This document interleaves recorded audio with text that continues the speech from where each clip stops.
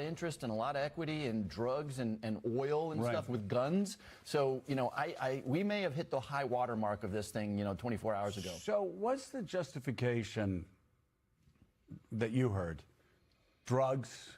Was it oil? What was the justification? Because there were people who criticized Secretary of State Rubio for telling Congress the last time he was there that this administration was not interested in regime change. Well, was there an explanation there about right. how that changed? As they say, it may not be the nearest alligator in the boat, but I was in a lot of those meetings where, the most senior senators and leaders said, is there plans to do what ultimately was done? And the answer was absolutely not. And that came just for our people watching, that came at the same time Susie Wiles had told Vanity Fair that the administration was in fact focused on regime change. And so, I think you have to take the president at his word. Marco Rubio has, as far as I can tell, not uttered the word oil. This all started in early September around drugs. Never mind that, the drugs that kill Americans are fentanyl, not the cocaine that comes out of Venezuela. But look, I think you have to take the president at his word. 22 times in his press conference did he use the word oil. So, and look, we know Donald Trump, the prospect of a deal, which I think is fantastical, but that's what's driving this thing. So, Congressman, you get this briefing a couple of days after the action has taken place. What is your expectation as a member of Congress about what you should have been told before this raid happened?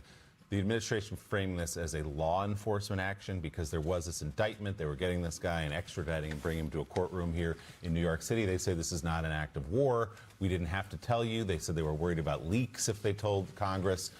What, in your view, should the administration have done in dealing with you? Well, so the leaks argument is crazy, right? First of all, even if there are leaks, the law says that we have to be involved and consulted on this sort of thing. And by the way, as far as I can tell, the Gang of Eight has never leaked. I've never seen that happen. But we've had a multi-generational, 50, 75-year argument over who has war-making authority. Presidents of both parties have claimed uncomfortably for members of Congress more war power than I think the Constitution awards them. But this argument that this is not a war, something like 20% of United States naval combat power was involved. Every single one of the services, hundreds of men. And when the bill is tallied, this is going to be hundreds of millions of dollars of expenditure. So think about that. I guess the next bunch of presidents just get to say this is not a war, and therefore Congress doesn't get consulted. All right, more from the briefing in just a moment, but give us a sense of the insight you got from the president when you spoke to him yesterday. Well, he was, as I said before, he was excited and he's very proud yesterday when I talked to him. And I tried to gain some insights on his decision to launch a military attack on Venezuela. And most of that 20-minute call, the president was recounting how the United States military did, as the congressman said, act flawlessly. The execution of the operation and the courage that was shown by those men and those military people who raided Maduro's fortress. Now, quickly they dispensed of the Cuban troops that were guarding Maduro. The president concluded a summary of the attack by noting that he thought it sent a very strong message to Putin, Xi, Iran, and other people that wanted to do the United States harm. Now, as with most conversations that we've all had with Donald Trump over the past 2 decades, the challenge is often looking for a chance to get a break in to ask a question. And when that opportunity came, I commented how most people consider the military's operation to be flawless. However, my question had to do with what came next. Was there a plan for timelines, for reconstruction, for elections, for democracy? The president's answers were the same that he gave publicly, but when I pressed him for comparisons to America's failed occupation in Iraq, the president's response was totally different, because my concern was, of course, as I said yesterday on the show, when the president said, we're going to do everything. And so I said to him, I said, when you say you're going to run everything, that causes real concerns because of the disaster of Iraq. And the president said to me, Joe, the difference between Iraq and this is that Bush didn't keep the oil. We're going to keep the oil. And to underline that point, the president said his comments were no longer on background. And he said, in 2016, I said we should have kept the oil. It caused a lot of controversy. Well, we should have kept the oil. and we're going to rebuild their broken down oil facilities and pay for it by keeping the oil. Saying the United States is entering a new era of geopolitical entanglement seems to be an understatement. The president's brazenness, it seems to me at least, draws less from what's happened since World War II and more from what happened since 19th century imperialism. And Congressman, let me just say, yesterday we heard the State Department putting out a statement saying this is our hemisphere. We have a right to do what we want to do. And then, of course, that was followed by Stephen Miller talking to Jake Tapper, where he said we can go into Greenland if we want to go to Greenland and nobody can stop us. So I know a lot of people in Congress are pleased that Maduro is out. I don't know that a lot of people would really object to Maduro, an illegitimate president being out of that country, illegitimate dictator. But the question is, are Republicans, because there's some good Republicans that you work with, are Republicans going to step up on some of like Greenland and some of these other operations and start checking the president's power and the administration's power and say, hey, you need to consult with us before you move forward because that's what the Constitution says? Yeah, not in any public way are they going to do that. They're having a rally at the new Trump Kennedy Center today, and I think it's going to be really a pep rally around the military achievement. Who's having a rally? So the Republican conference is meeting this morning with the president at the Kennedy Center. And this is the stunning thing, particularly given the 5th year anniversary of January 6th, a really horrible day for all of us. 2/3 of the Republican conference wakes up every single morning and says, what can I do today to prove my loyalty to this president? And they're not thinking about, as you point out, this thing about we're taking the oil and it's our hemisphere. Think about how that lands on Mexican ears, on Brazilian ears, on Argentine ears. By the way, it's not limited to our, our backyard either. It's Denmark. It's, it's the world. And what's shocking about that is that we are in a geopolitical race with the Chinese right now. And the one absolutely distinguishing advantage that we have are our allies. And Donald Trump 24/7 is telling our allies to go pound sand. And I think that's a dangerous thing. So, Richard, you talk about the plan such that it exists that for what comes next in Venezuela, but also this larger, what sounds a lot like a Trump foreign policy doctrine yesterday from Stephen Miller, talking specifically about Greenland, but more broadly, basically saying the world is ruled by force. We have the most force. We are the strongest, most powerful country in the world. Therefore, we can do as we wish. See Venezuela, potentially see Greenland. What do you make of that? Exactly what they think. Look, up to now, for the last 80 years, American foreign policy was based upon consent. We had allies and others who basically wanted to work with us. Now we're basically saying we don't care whether you want to work with us. We're going to do it coercively, which is basically was the Soviet and is now the Russian approach to foreign policy, increasingly Chinese. Can I circle back to Joe's conversation with the president? Mm-hmm. He said the difference between Iraq, the 2003 Iraq War, and now is then we decided we didn't keep the oil then. That was a big mistake. No, the biggest difference between Iraq in 2003 and now is then we decided to boot out the regime. Now we've decided to keep the regime. The insight into understanding what's happened in Venezuela is this was not regime change. This was what do you know about the vice president that's now running the country? Well, I've never met her. I spent a lot of time in Venezuela. I was once sent to deal with Chavez, right. One of my less successful diplomatic forays. Let me just put that on the table. Never met her when I was there. I know. But reports are there's not much difference between that's the point. Her viewpoint and Maduro's viewpoint of how the country should be run. She was the vice president when he stole the election. She is part of the regime. Her brother is part of the entire, shall we say, security infrastructure. Basically, nothing has changed. That's the point here. That the reason they don't want to support the opposition, they don't want to have regime change. One, that this is not an administration that prioritizes democracy and human rights. We know that. But also, they have a deal with these people.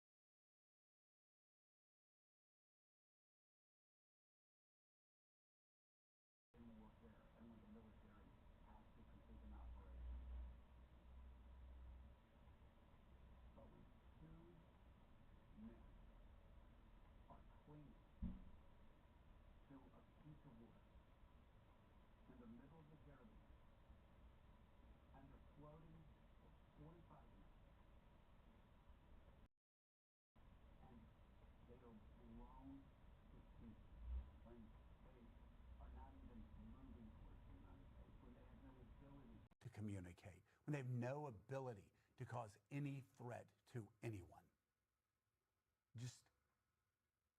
I want you to again tell our friends watching what you saw, why you said it was one of the most disturbing things you've ever seen, and why every American, Republican and Democrat alike, needs to see that video. Yep. I've seen a fair number of those videos over the years, often, highly classified counter-terrorist activities. And this was very different because when we do this stuff, and the military's been doing it for a long time, since 9/11, it's guys with AK-47s. They're on their way to do something terrible, right? These two guys were probably 45 minutes away from slipping under the waves. They just had a major munition explode above their heads. They were probably terribly wounded. And as you pointed out, we watched them for a long time, and then we incinerated these two, who were probably an hour away from death. And the reason you haven't seen that video, in politics, visuals matter. What I'm saying right now is not really penetrating. If the American people saw two probably wounded, desperate people get incinerated by the power of the United States military. They would be termed distressed mariners. That's exactly what they were. Now, I'm sure they were bad guys. They were bad guys, but I'm just saying, by the rule of law, by America's own military rules. Exactly. Forget the Geneva Convention. If you want to, this is the United States military's own rules. Right. They would be defined as distressed mariners who were to be rescued. Right now, the administration is riding this wave of emotional satisfaction that comes out of ending the bad guys. It's a Schwarzenegger movie. It's Hollywood. We're ending the bad guys. The moment the American people see the United States military obliterate two individuals. Now, by the way, Pete Hegseth has released every other video. Every time he takes down a boat, the video is up on Twitter in no time at all. The reason the American people have not seen this video is the reason you're getting emotional about this. If you see that video, everything changes for you because you say, look, I may hate drug dealers, but I love my country, and the reason we're a great country is because we are better than this. And let me just say also, Mika, just again to underline this.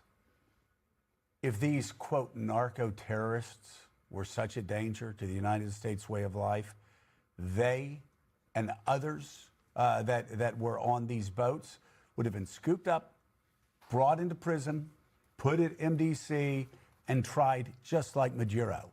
But the State Department, after September 2nd, started scooping these people up and helping them return to their home countries, facilitating these, quote, narco-terrorists return to their home country. Doesn't sound like they consider them to be so dangerous. No, I don't understand why we haven't heard more stronger reaction from Republicans. We talked earlier about who runs Venezuela and the conversation that you saw on CNN.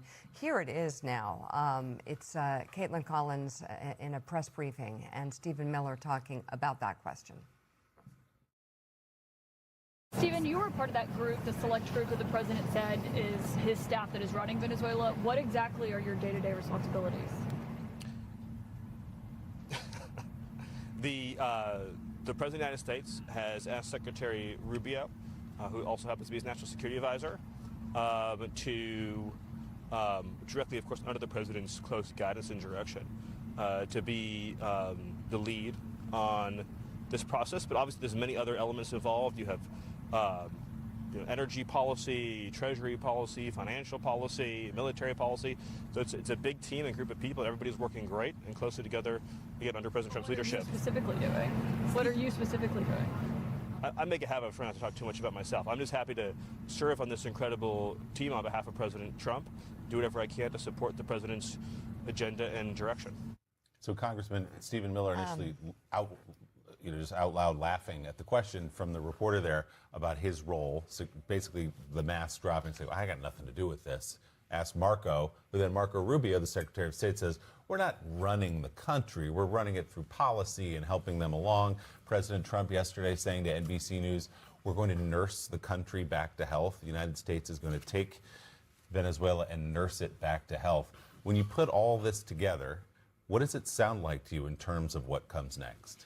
So the whole strategy here, in as much as there is a strategy, is we took out, as Richard pointed out, the head of the snake, but that's a very big snake with a lot of other heads, right? And so the theory is here that because we have a huge chunk of the American military floating off the coastline, the new president is going to do exactly what we say. Now, you know, I don't think so, right? The new president, first of all, she doesn't control the security services, right? Secondly, there are a lot of people there making a whole lot of money whose lives, you know, are in jeopardy if they do what we want them to do. So the whole strategy is that Marco Rubio on the phone with the military off the coast changes everything. Now, you know, I'll defer to Richard on this stuff, but when we had tens of thousands of people on the ground in a green zone, you know, with effectively an emperor in the form of Jerry Brenner running the Iraqi state, we couldn't control it then. So again, that's the strategy here. And what the White House is forgetting is that the Venezuelan people get a vote in this. And how do you think the Venezuelan people feel about Donald Trump running their country and extracting their oil?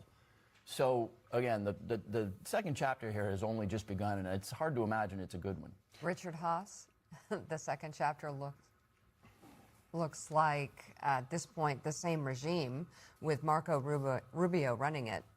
Mike Barnicle, jump in. Well, I was going to ask Richard a similar question along that line of thinking, Mika. History, the chapter of history being written right now, is it so unusual to America that we would not understand what we're reading if we were reading it on a day-to-day basis? And do you think anyone in the White House of power understands the meaning of the word uttered in a certain sense by Congress, the word no? You can't do that. Look, the history of presidential primacy and foreign policy is nothing new. Arthur Schlesinger, 50, 60 years ago, wrote about the imperial presidency. This is that on stilts. And you've got a Republican Congress that, not just on foreign policy, also on domestic policy, is essentially not willing to stand up to this president. Supreme Court's deferring to him. In the question of what's going on there, the history of regime change is a sobering one. When it works, say in Germany and Japan after World War II, talk about an intrusive occupation for a decade.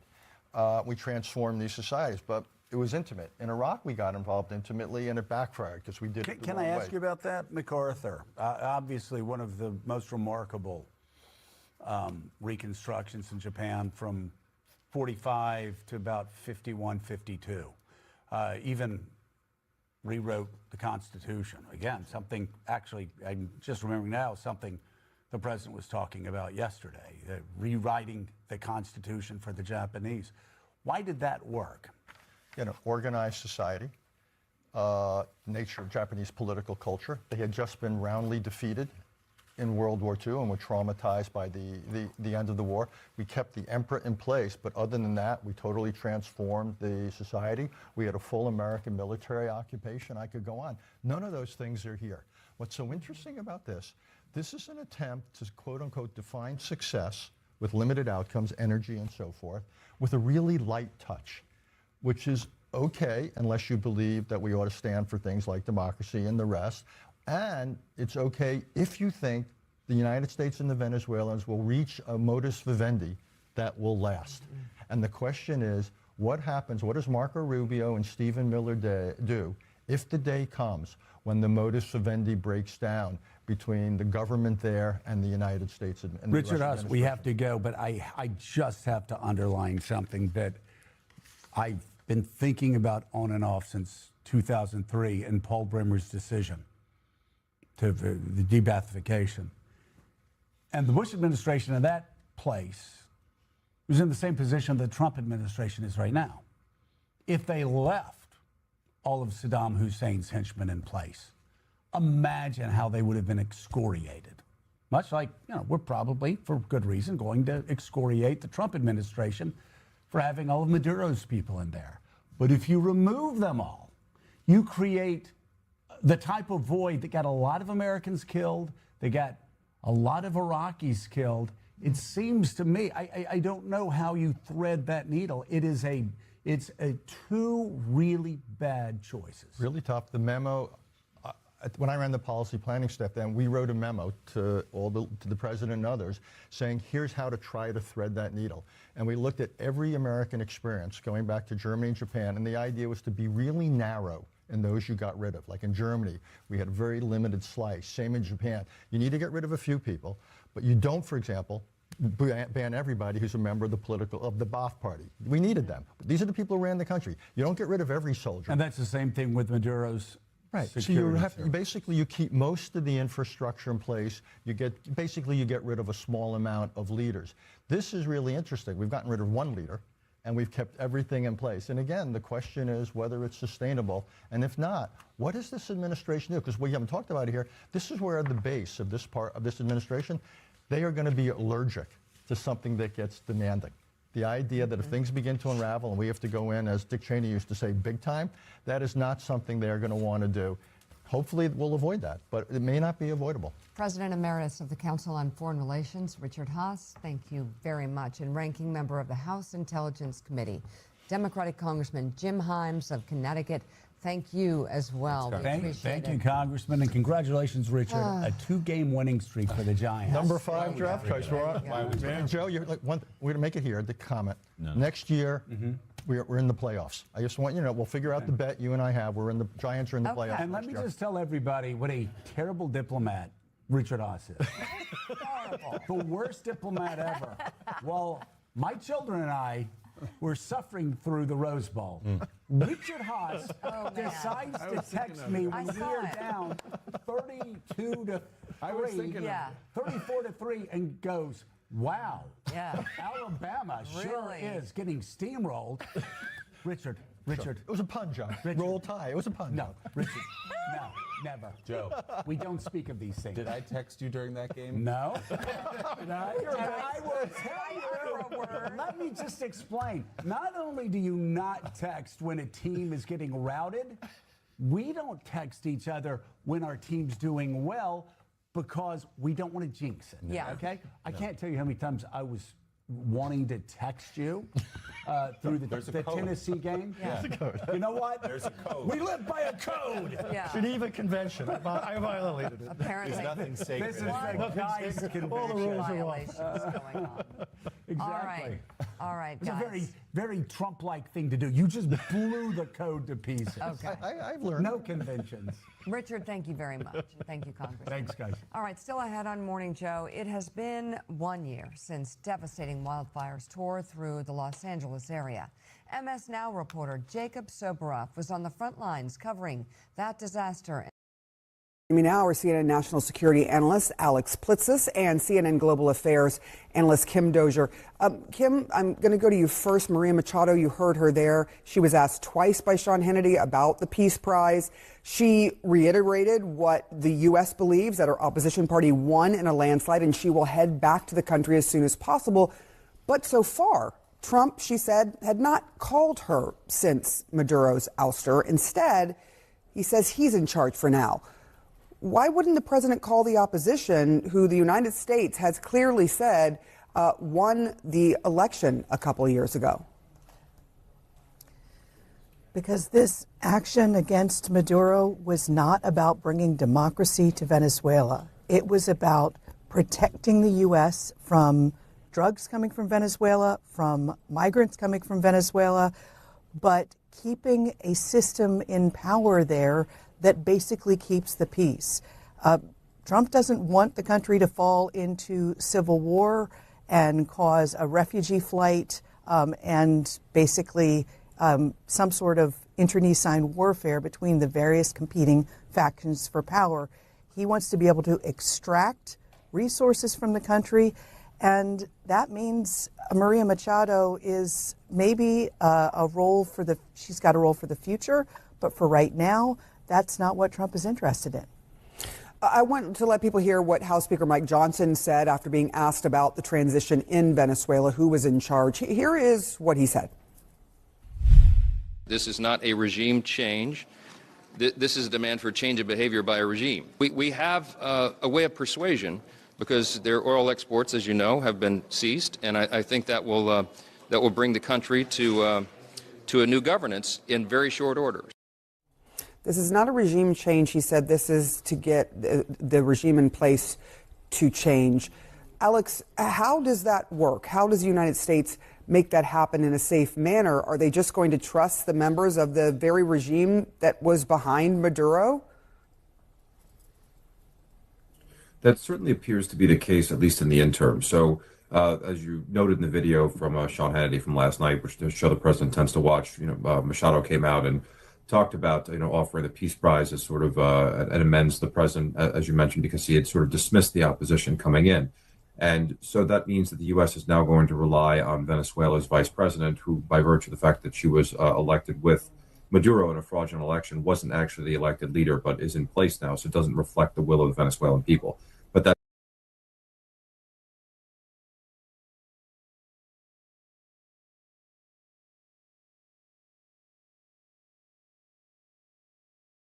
I'm taking the biggest swing of my life here.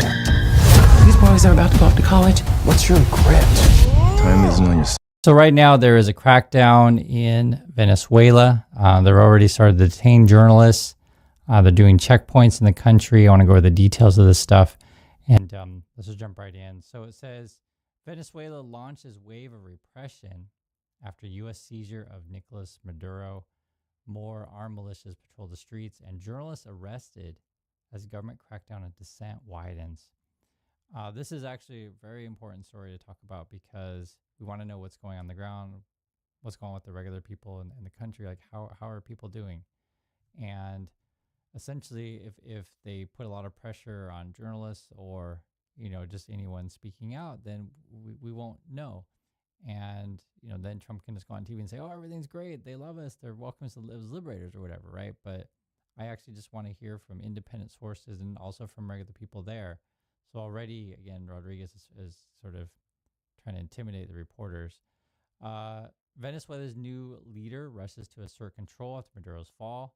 It says Rodriguez declared a, quote, state of external commotion and security forces set up checkpoints. So they're searching your phone. They're arresting, again, detaining a journalist. And basically they're looking for someone, who supposedly may or may not have helped the USA. It's hard to say exactly on that. I believe from the U.S. side, they said that they had someone on the inside, and then Venezuela's okay, we're going to find the insider person or whoever. There was also, rumors or speculation, you could call it, that did Rodriguez, the vice president, sell out Maduro? Is there some sort of deal made there? I don't know. That certainly you could see the scenario with that happening. You could see it other scenarios. There could be other people high up. It's hard to say on this kind of stuff, but right now, just for regular people's experience, I got to go through these checkpoints. Someone's going to search my phone, look through my messages, and things of that nature. So people are, concerned for their safety. Here, this is from the Wall Street Journal. They said at least 7 journalists were detained, 3 of whom were later released. So that was from the Wall Street Journal. This is from the Financial Times, and then they say 14 journalists and media workers, 11 from foreign outlets were detained and then released. So depending on if this happened, from a journalist from your country, you might have heard about this. I'm not sure if any U.S. journalists were taken. I'm just seeing here, though, that it was 14 journalists and media workers. I'll read the description. Gun-toting paramilitaries known as collectivos have been deployed to the streets of Caracas under a state of emergency announced on Monday, right? And those kind of dudes will look something like this. This is a description of it on Al Jazeera. It'll say, they can run around and do straw arm tactics kind of stuff. Sometimes they may contribute to the community. It could be any number of things, so that they do a lot of different things. But this is just one example of it. They won't necessarily be an official uniform. And it was interesting because I always recommend this movie. If you watch my channel, you'll know I talk about it all the time. But I just think it's so pertinent to the world that we live in today, be it in the U.S. or even Venezuela. It's called 1987, and it's about Korea back when it was under authoritarian military rule, essentially. And they had these kind of paramilitary dudes that would run around and intimidate people, basically, right? Kidnap people, etc. And the movie's really about when do regular people rise up and fight for democracy. And fantastic movie. It's a true story. It's based on history. I get emotional because I wish the very best for the Venezuelan people. I really do. And, I make no defense of Maduro or what Rodriguez is doing. I just hope the people, can make it through this. And I feel sad because I think it's not going to get any better with Trump. I'll just be frank with you on that. Read the description on this stuff. It says, a state of emergency decree dated January 3rd, but published in the official Gazette on Monday, direct authorities to, quote, immediately undertake the search for and arrest of any person involved in the promotion of or support of an armed attack by the U.S. against the territory of the Republic, right? So looking for who was a collaborator, who worked with the Americans, that kind of stuff. Who knows if they find anything? Who knows if there's anyone to find? I really don't know this kind of stuff, but my understanding, though, I think the Americans said that they had someone on the inside, which was kind of a strange thing to leak to the press.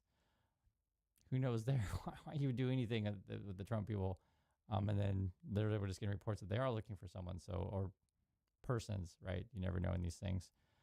Human rights activists in Caracas said repression had significantly escalated on Monday, with authorities going through people's phones to see if they had anything that could be construed as support for actions of the U.S.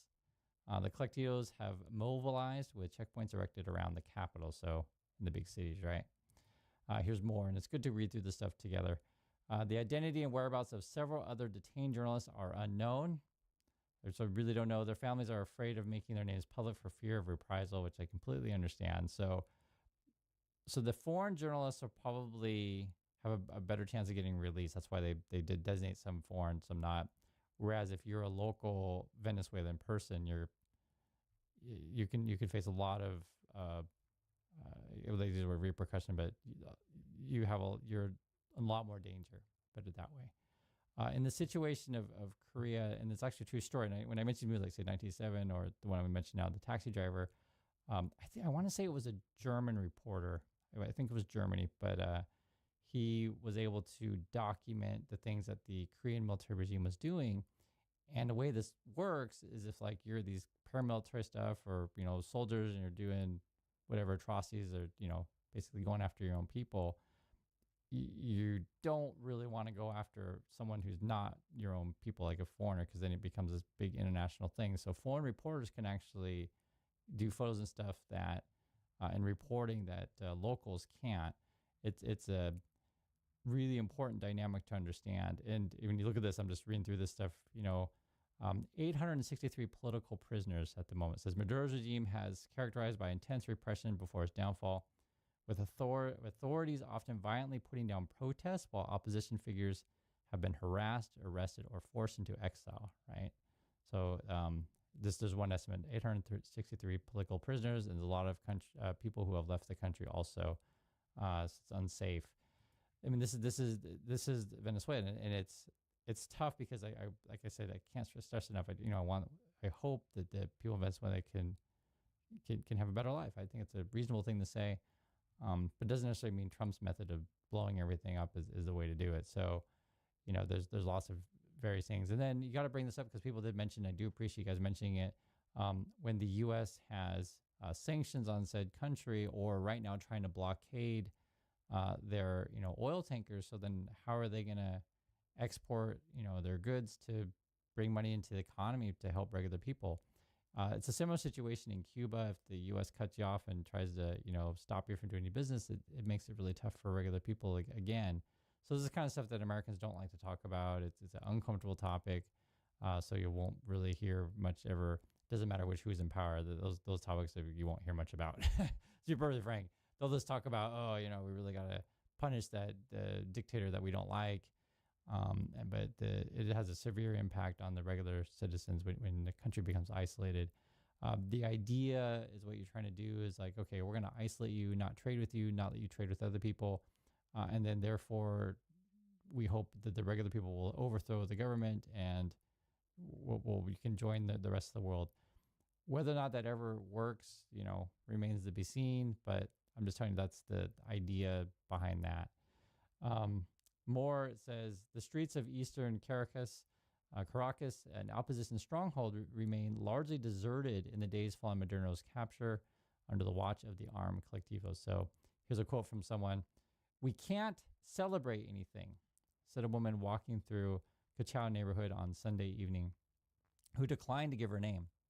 If we celebrate, the collectivos could kill us.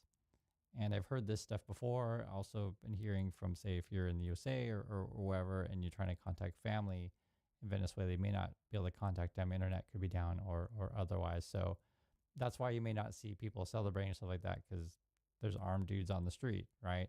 The dudes on the street was kind of interesting. They were protecting the palace, and then they were protecting the statue. I thought that was kind of interesting. So, and immediately I went to my mind of like, you know, if you remember when the U.S. invaded Iraq, you had these dudes that toppled over the Saddam statue, that kind of stuff. So I think they're trying to avoid specifically that kind of scenario.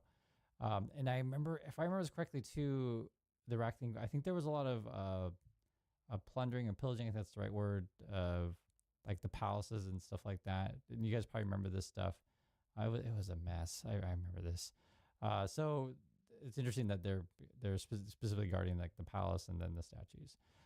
One collectivo named Ricardo told the Financial Times that Maduro's extraction was believed to be the result of a traitor in his ranks, despite the fierce gun battle which preceded his capture, in which dozens of bodyguards were killed. And this is the first I've heard of this. And you never know with these accounts of be it the U.S. side or the Venezuela side of what actually happened at the battle or battles, right? I know there are explosions, stuff like that, but I'll just say you never know for sure on these kind of things. But we have heard that was either 40 to 80 people killed, but you never know. We don't have names. You just don't know. Quote, we remain active. Do you believe they did this Venezuela thing for the reasons they say they did it? They said it was about fentanyl. That was their initial explanation. Even they now acknowledge, though, that fentanyl doesn't actually come from Venezuela. Then they tweaked that pretext to say, okay, it is about drugs, but it's not fentanyl. Okay, maybe that was wrong. It's about cocaine. Yeah, because if one thinks about crusading against cocaine, one definitely thinks about the Trump family. Am I right?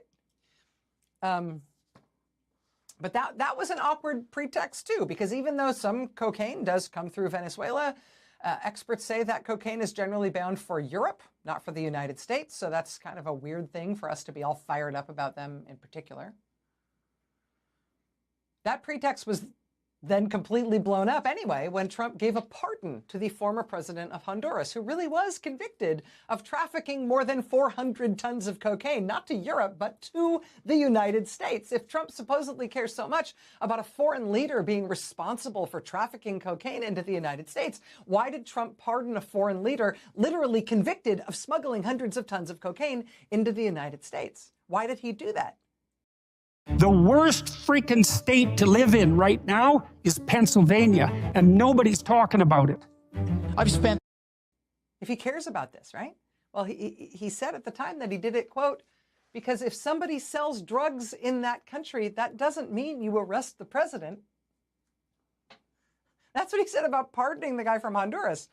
So the idea that Trump needed to arrest the guy in Venezuela for that same alleged crime, he pardoned the president of Honduras for that, but he needed to go invade Venezuela to get the president there for that same thing? How do you make sense of that? Maybe the only way to make sense of that is to acknowledge rationally that that is maybe not the real motivation at work for what we just did in Venezuela, right? So what is the real motivation at work? I mean, they've tried a few different explanations when those kind of slid off the slippery slope, right?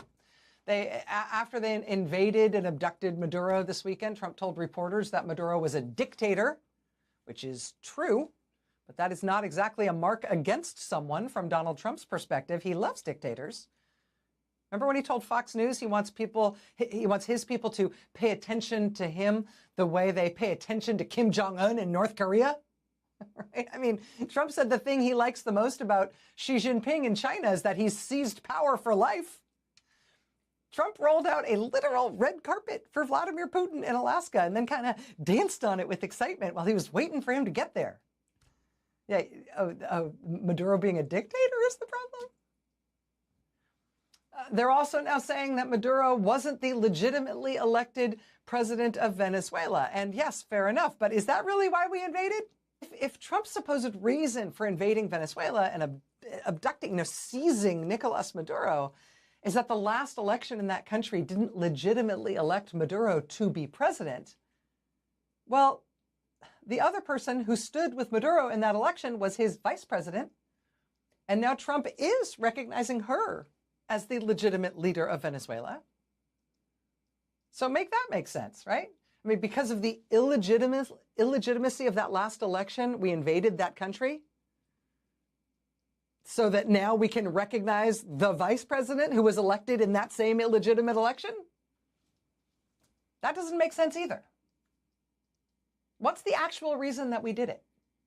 I mean, Marco Rubio says it wasn't an invasion at all. It wasn't an act of war. It wasn't even a military operation. He said it was just sort of an unusually large arrest. We just needed 15,000 troops and more than 100 aircraft and Delta Force there to protect the law enforcement officers who were carrying out the arrest. But it was just an arrest. And sure, you know, why not arrest his wife too, right? Doesn't everybody always get arrested with their family members? And what kind of law enforcement operation, just serving an arrest warrant, as Marco Rubio would have us believe, what kind of law enforcement operation serving an arrest warrant like that ends with the arresting force saying, okay, now we run your country and also we are taking all your oil? And yes, Trump does bluntly say we're there for the oil. We're there to take the oil. Are we?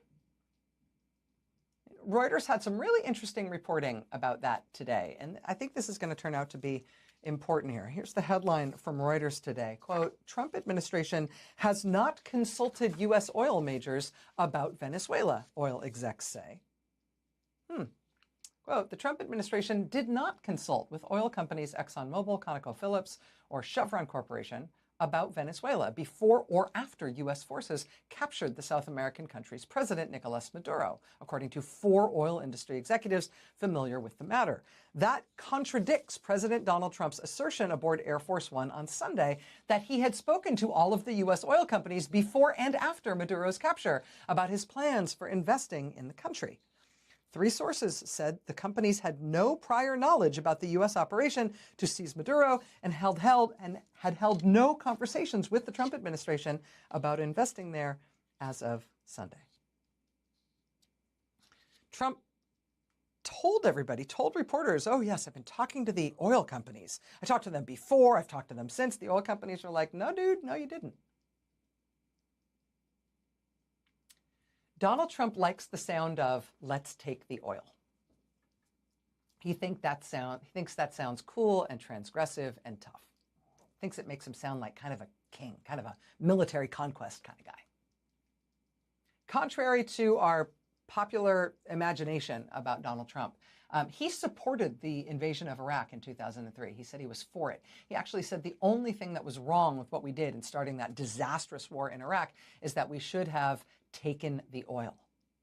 Even in his first run for president in 2016, he would repeat that. We should have taken the oil. He loves the sound of that. Does he know what that means?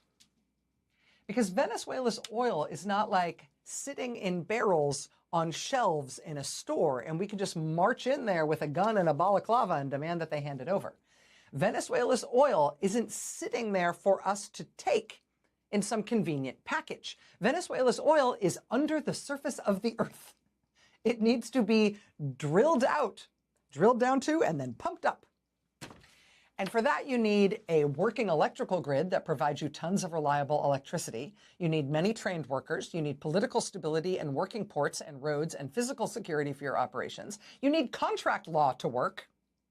You need billions and billions and billions of dollars, including billions of dollars worth of expensive equipment and expert investment. You need investments that you will not recoup immediately. It will take years, if not decades. I mean, if you're Exxon, do you think that because Trump just invaded and took away their president, now Venezuela is a great place? It's going to be an excellent and stable place to make big investments that won't pay off for years? You know, with AI, you can create any character you want in seconds. This used to require huge Hollywood budgets, complex software, multi-billion-dollar investments that won't pay off for years, if not decades. Do you think they feel confident about that? And if you're the president of Exxon, you're thinking about that, and you're thinking about making those big investments to go drill oil in Venezuela and it won't pay off for years, are you sure that you're going to be able to recoup your investment? And once you start recouping your investment, are you planning on then donating the proceeds you earn to Donald Trump or to the U.S. Treasury? Because when Trump says we're going to take the oil, he's saying the oil is going to pay for us running that country indefinitely. It's going to reimburse us for everything we're going to do to run that country. So Exxon's just going to give us the money? Oil isn't a thing you just mug someone for and then take it to the pawn shop for cash. Donald Trump has liked the sound of take the oil for decades now, but take the oil doesn't even make sense to explain his invasion of Venezuela this weekend. Yes, the United States can take action to hurt their oil industry or their oil income, but there's no magic wand. There's certainly no military action that can be taken to, hey, presto, build them a new oil industry. And they wouldn't be able to even do it themselves under duress or even as a favor to Trump just because Trump is threatening to invade them. It is time now for Money Power Politics. In an exclusive interview with NBC News, President Trump says, and I want you to stop doom scrolling, just really pay attention for a second. He says the United States government could reimburse U.S. oil companies that rebuild Venezuelan infrastructure. The president did not say how much money that could cost, but I'm going to tell you, it's a lot.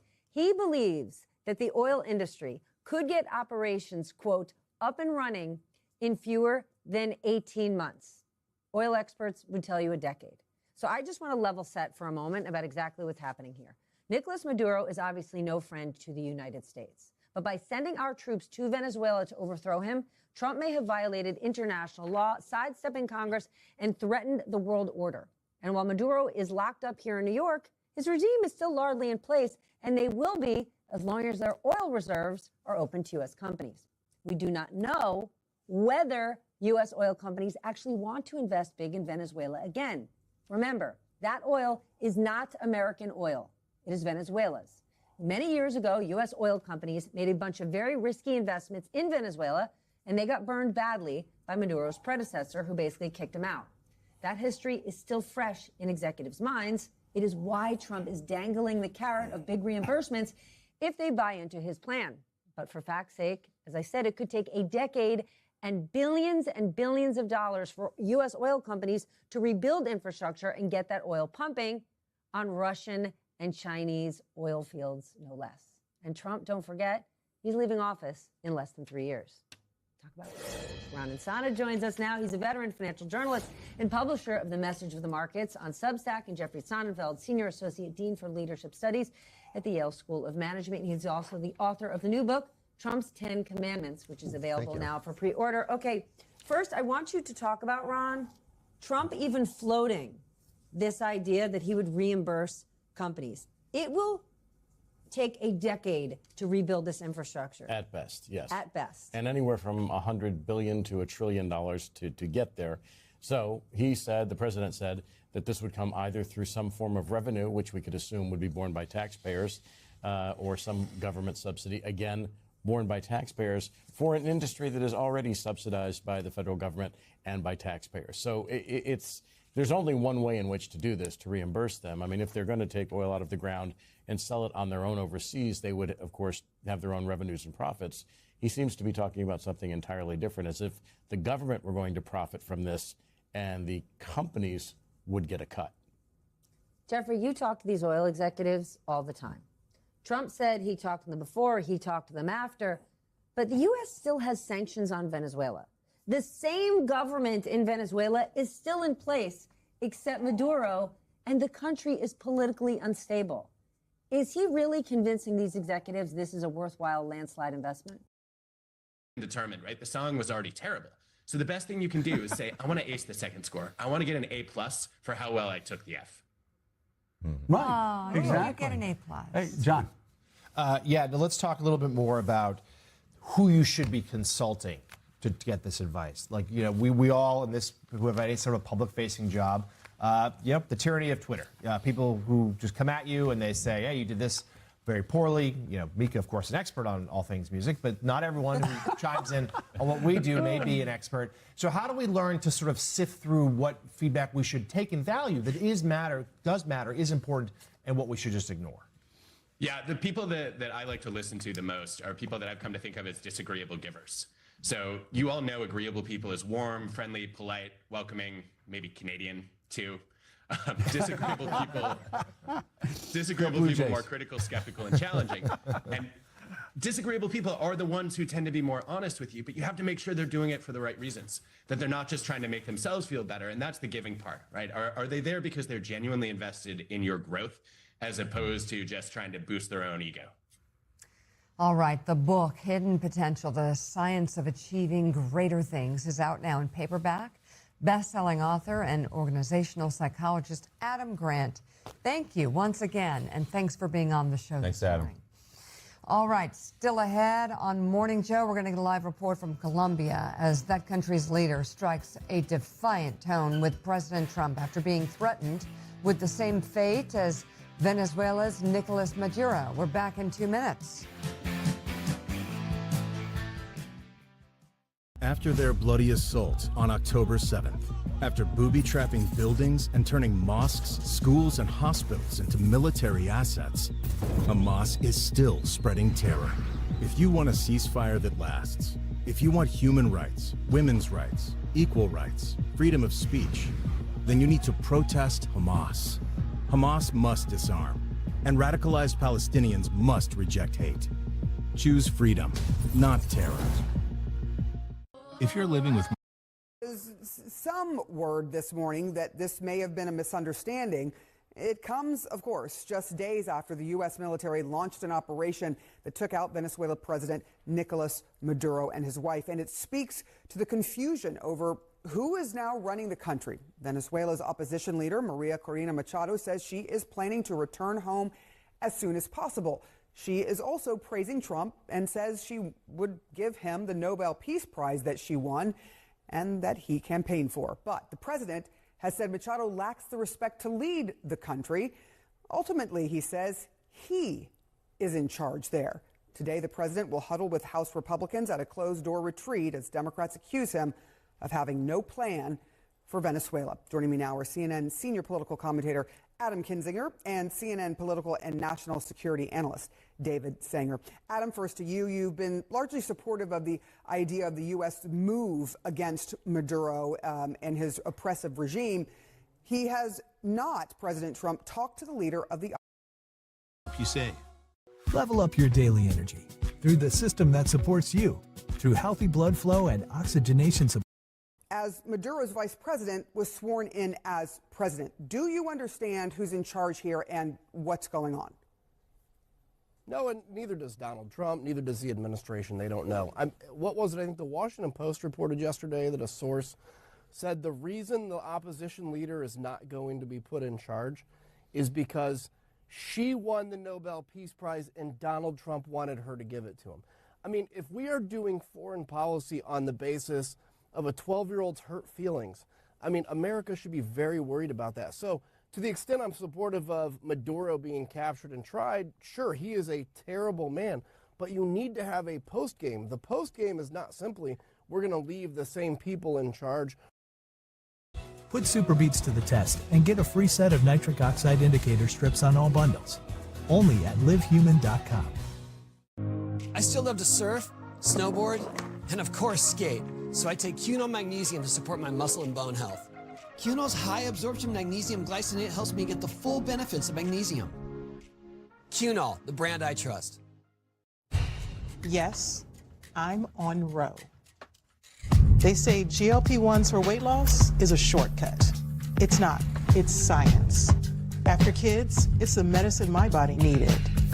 GLP-1s helped me lose 31 pounds. One app to hit my goals. This is healthcare. This is Row. I'm Serena Williams, and I'm a real Row member. It can be hard when the ones who cared for you need care. So whether it's a caregiver at home or support at a senior living community, thenewcare.com makes it easier to find the right fit. Join now and find care at care.com. Soon we'll be telling the whole stadium how Liberty Mutual customizes car insurance to save people hundreds. Whoa. I'll go get us tickets. Only pay for what you need. Liberty, liberty, liberty, liberty. Life with ear ringing sounded like a constant train whistle I couldn't escape. Then I started taking Lipoflavonoid. With 60 years of clinical experience, it's the #1 doctor-recommended brand for ear ringing, and now I'm finally free. Take back control with Lipoflavonoid. The oil business in Venezuela, oil companies, the biggest anywhere in the world, the oil infrastructure. Venezuela unilaterally seized and sold American oil industry, massive oil, Venezuelan oil. Rebuild the oil infrastructure, the oil companies. We're going to get the oil flowing the way it should be. They stole our oil. Oil is very dangerous. We're in the oil business. We'll be selling oil. We'll be selling large amounts of oil. We'll have the greatest oil companies in the world. President Trump on Saturday with a focus on the oil in Venezuela. Good morning and welcome to Morning Joe. It is Tuesday, January 6th. Along with Joe, Willie, and me, we have U.S. Special Correspondent for BBC News and the host of the Rest is Politics podcast, Katty Kay, is with us. Columnist and Associate Editor at The Washington Post, David Ignatius, joins us once again. And us now, senior legal reporter and former litigator Lisa Rubin, who was in the courtroom yesterday for the arraignment of Nicolas Maduro. We'll get to that in just a moment. But first, President Trump is insisting the United States isn't at war with Venezuela and suggested the U.S. might pay oil companies to help rebuild the country's energy infrastructure. In a phone interview with NBC News, he said, "We have to nurse the country back to health," adding, quote, "A tremendous amount of money will have to be spent and the oil companies will spend it, and then they'll get reimbursed by us or through revenue." Trump also insisted his supporters will stick with him, telling NBC News, "MAGA loves it. MAGA loves what I'm doing. MAGA loves everything I do." The president defended the move to capture Maduro without congressional approval, saying Congress knew what we were doing, though he declined to elaborate when asked what Congress knew and whether any lawmakers had advance notification about the operation. And with that, Joe, you also spoke with the president yesterday. What did he tell you? Well, yeah, I've spoken with Donald Trump probably half a dozen times since he was back in the White House. And yesterday was the first time I talked to him in a few months, and I called to get the reaction and to see what I might be able to glean on what was coming next. Just to set up the conversation, he was very excited and proud yesterday when I talked to him by phone to try to get those insights on his decision to launch a military attack on Venezuela. Now, most of the 20-minute call was filled with the president recounting the U.S. military's flawless execution of the operation. And he talked an awful lot about the courage shown by those who raided Maduro's fortress and how quickly they dispensed with the scores of Cuban troops that were guarding the Venezuelan dictator. The president concluded his summary of the attack by noting the message that this will surely send about America's strength to Putin, Xi, and Iran. Now, as with most conversations that Meek and I have had with Donald Trump over the past couple of decades, the challenge is often looking for a break to get a question in. And when my opportunity came, I commented to him about what I had said on the show yesterday, that just about everybody considers the military's operation to be flawless. However, my question yesterday on the show and my question to him yesterday had to do with what would come next. Was there a timeline? Was there a plan for reconstruction, for elections, for democracy? The president's answers to that were the same that he's been giving publicly, and mainly general. But when I pressed comparisons with America's failed occupation of Iraq, the president's response was very different. I asked him, I said, "Mr. President, when you say, quote, we're going to run everything, it obviously causes deep concerns because of the disaster in Iraq." The president's response, "Joe, the difference between Iraq and this is that Bush didn't keep the oil.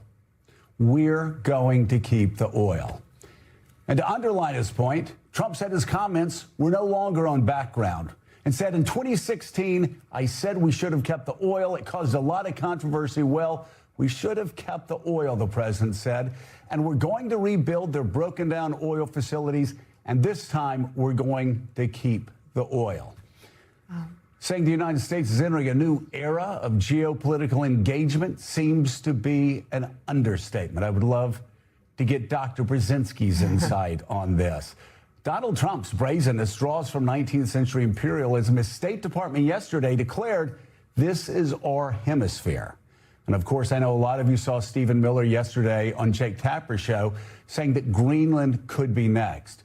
So this is a whole new world for America and its neighbors and the world.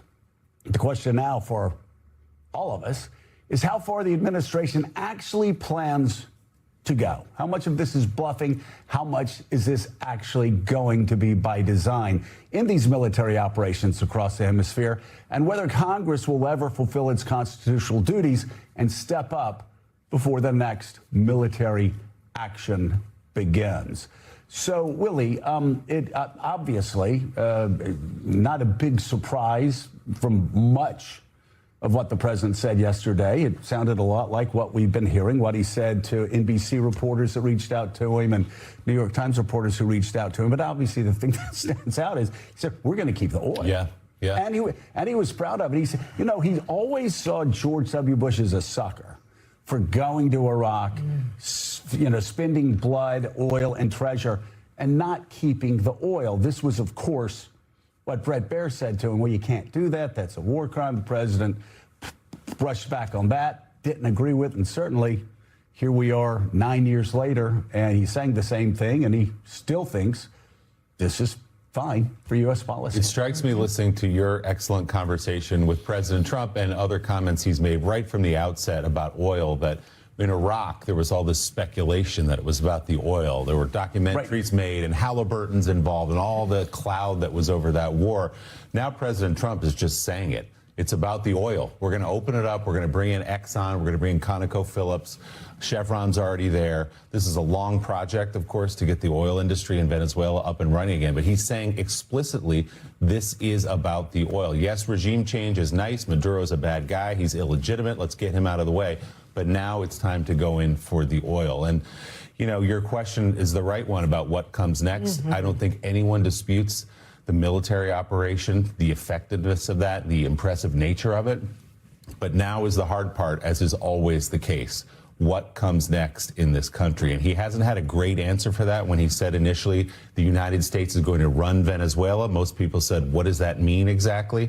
Marco Rubio, the Secretary of State, having to come in the next day and saying, well, we mean run it through policy. We're not going to be in there ourselves actually running it. But then President Trump comes in and kind of muddies the waters again and says, well, maybe there will be boots on the ground. Maybe we will be the ones running the country. So that's where it gets complicated. But he's been very, very clear about his desire to get the oil out of Venezuela. Yeah, and David Ignatius, you wrote about this yesterday and obviously spent a good bit of time talking to oil company CEOs or members of the board as to whether they would be willing to go into Venezuela right now. It seems obviously before any American company, before any American board of directors. Already from President Trump and people around him to make commitments to invest in Venezuela. They look with great skepticism on those investments for various reasons. First, the amount of capital investment that's going to be required to rehabilitate fields that have been rusted out, left without repairs. Second, the conditions on the ground in Venezuela now are so uncertain that the boards of directors and chief executives. Second, the conditions on the ground in Venezuela now are so uncertain that the boards of directors and chief executives are going to be very reluctant to send their people into a country where they're not sure about stability. President Trump may offer to have troops or other security provisions, but if you're a CEO, you don't want to take that risk with the lives of your employees. People into a country where they're not sure about stability. President Trump may offer to have troops or other security provisions, but if you're a CEO, you don't want to take that risk with the lives of your employees. You don't want to be depending on an assurance from the government to keep people alive. What concerns me, Joe, is that as in other areas of the economy, Trump increasingly is directive. You know, he may say, we're going to do this. We're going to take an ownership interest ourselves as the government. We're going to do it in partnership with the oil companies.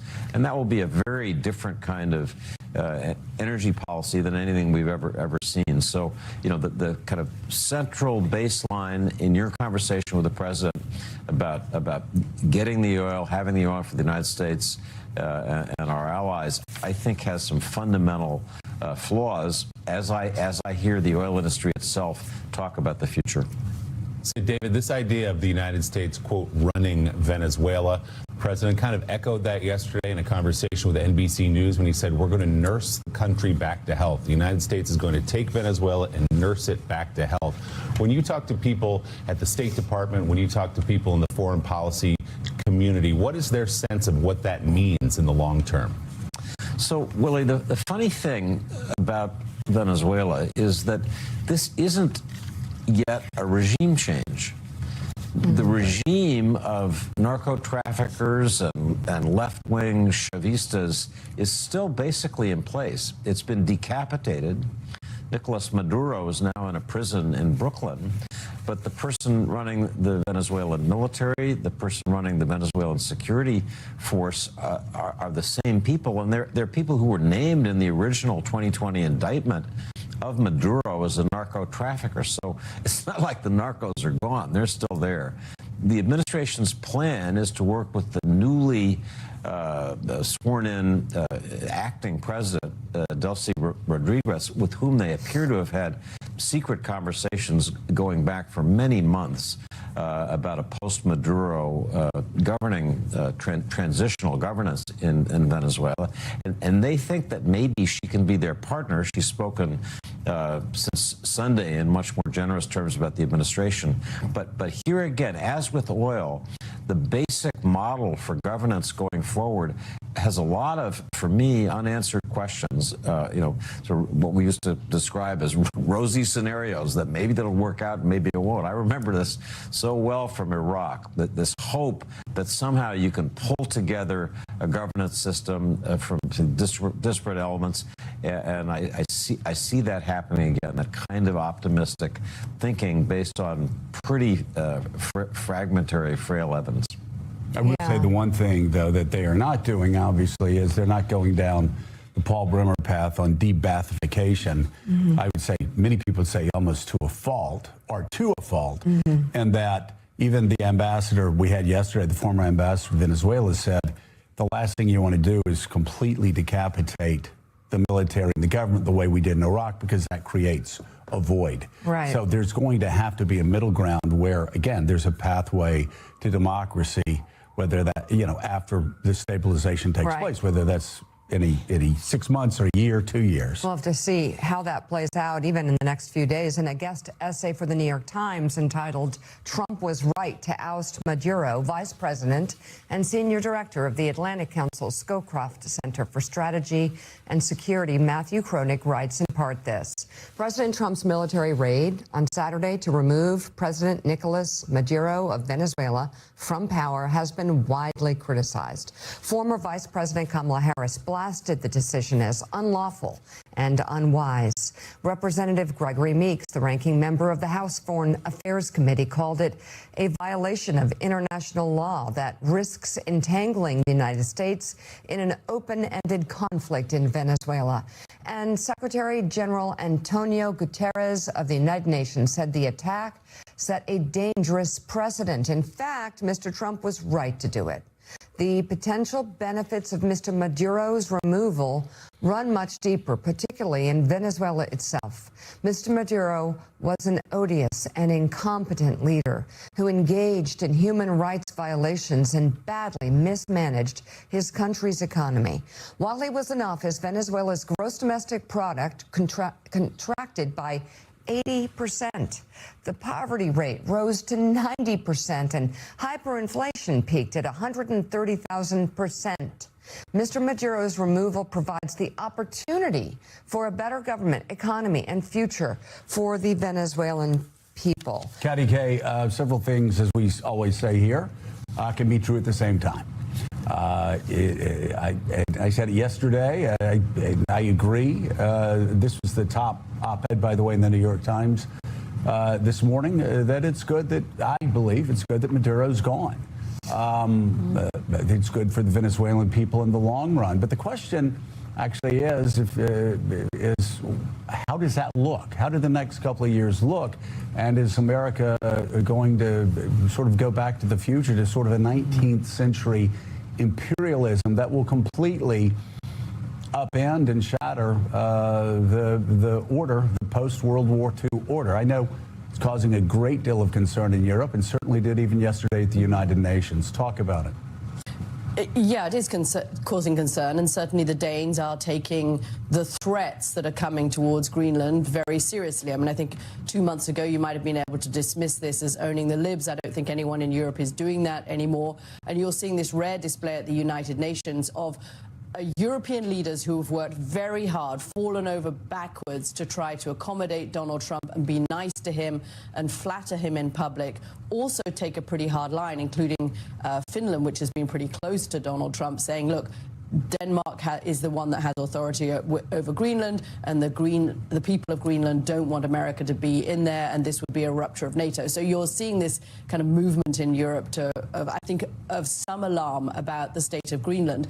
But you only have to, you mentioned the Stephen Miller interview yesterday. One of the most striking things, and it's worth reading out, we live in a world, in the real world, that is governed by strength, that is governed by force, that is governed by power. No one is going to fight the U.S. militarily over the future of Greenland, and I think that tells you exactly where this administration is. It's where the administration has been on Ukraine. If you listen to Donald Trump's words to Volodymyr Zelensky, it was effectively Ukraine was wrong to fight back because it was weaker, because Russia was going to win. And that is now the governing philosophy of this administration. When it comes to Venezuela, it would be good if there was more of a plan.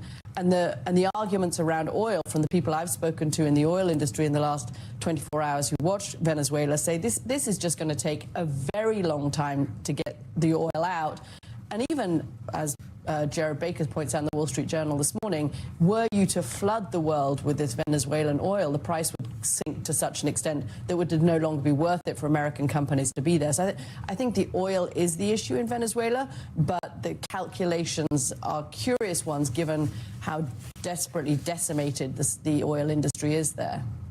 Yeah, we'll talk about that Stephen Miller CNN interview a little bit more in a minute. It was extraordinary the way he framed it. He said, we're going to go into Greenland because we can. Who's going to stop us? But going back to the op-ed we just read from the Times, David Ignatius, which makes the point that I think most people would agree with, Maduro illegitimate. The Biden administration said the same in his election, that he was bad for the people of Venezuela, and his not being there in the long term likely good for the people of Venezuela. I guess the larger question is it the role of the United States of America to look around the globe and say, who are the bad guys? Let's go get rid of them.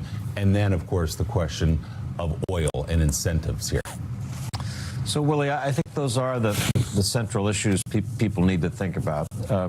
Looking at Maduro and his rule, nobody should mourn his departure, and you can argue, given his actions, he belongs in the Brooklyn jail cell where he is now.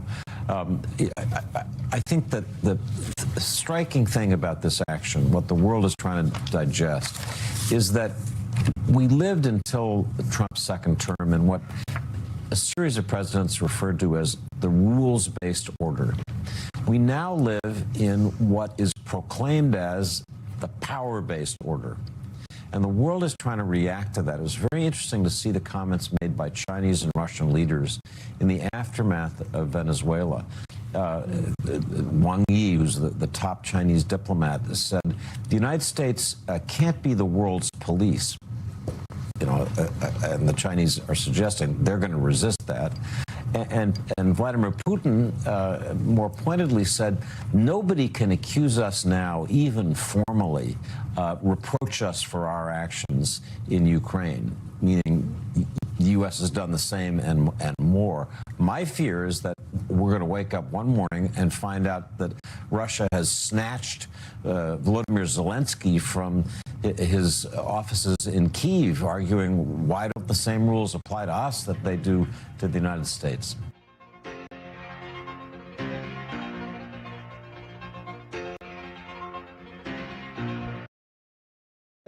Even at this moment, I'm convinced that public media will survive and that a new Congress will address public media's role in our country because it is critical to our children's education, our history, culture, and democracy to do so.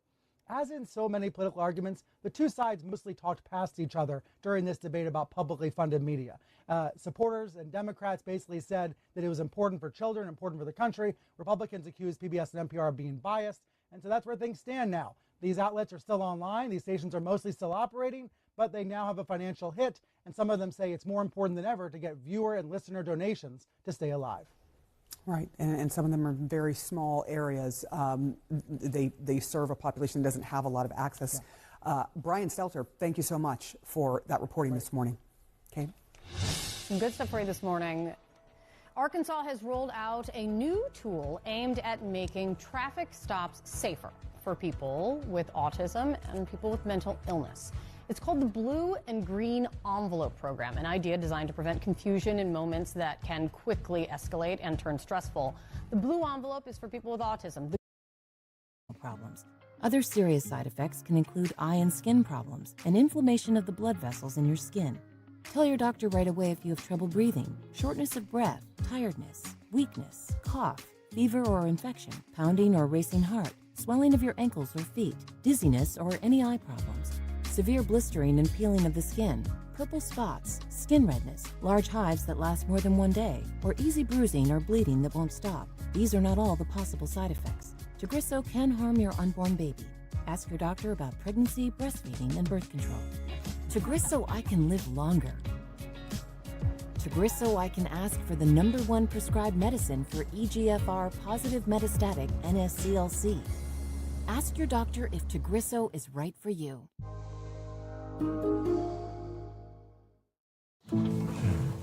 After my fall, when I was recovering, my doctor recommended Boost. Today, I'm back out on the ranch, working and riding again.